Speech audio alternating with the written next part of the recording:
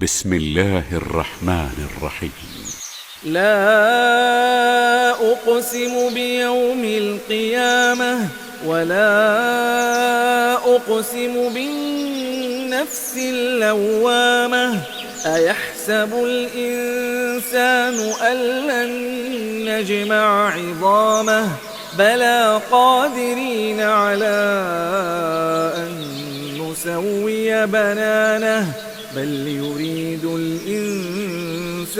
ليفجر أمامه يسأل أيان يوم القيامة فإذا برق البصر وخسف القمر وجمع الشمس والقمر يقول الإنسان يومئذ أين المفر كلا لا وزر إلى ربك يومئذ المستقر ينبأ الإنسان يومئذ بما قدم وأخر بل الإنسان على نفسه بصيرة ولو ألقى معاذيره لا تحرك به لسانك لتعجل به إن علينا جمعه وقرآنه فإذا قرأناه فاتبع قرآنه ثم إن علينا بيانه كلا بل تحبون العاجلة وتذرون الآخرة وجوه يومئذ ناظرة إلى ربها ناظرة ووجوه يومئذ باسرة تظن أن يفعل بها فاقرة كلا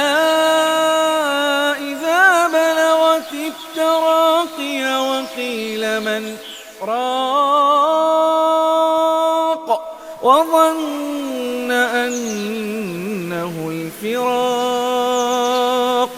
والتفت الساق بالساق إلى ربك يومئذ المساق فلا صدق ولا صلى ولكن كذب وتولى ثم ذهب إلى أهله يتمطى أولى لك فأولى ثم أولى لك فأولى أيحسب الإنسان أن يترك سدى ألم يك نطفة من